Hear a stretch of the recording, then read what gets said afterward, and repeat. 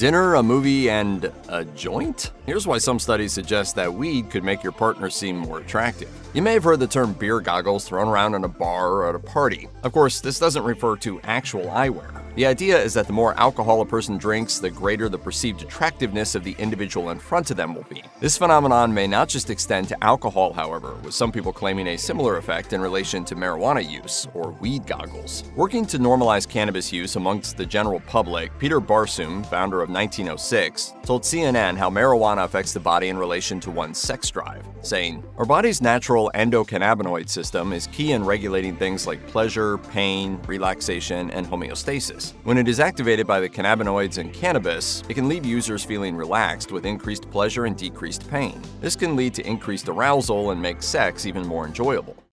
You don't smoke weed, do you?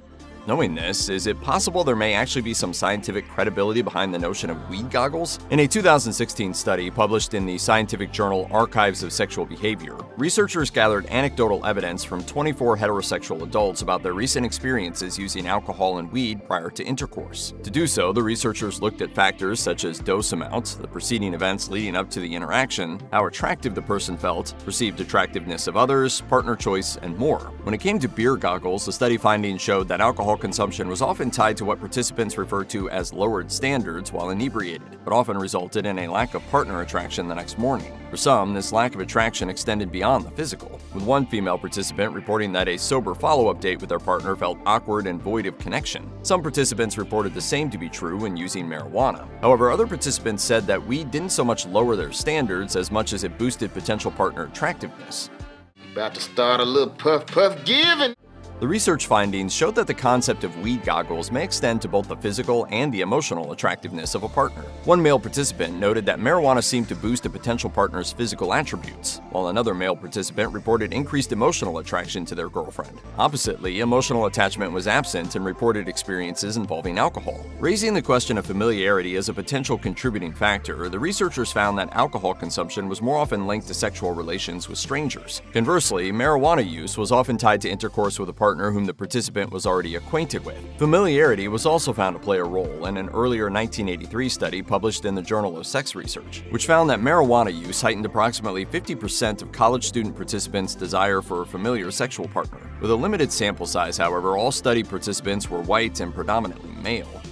This is like the apex of the vortex of joint engineering.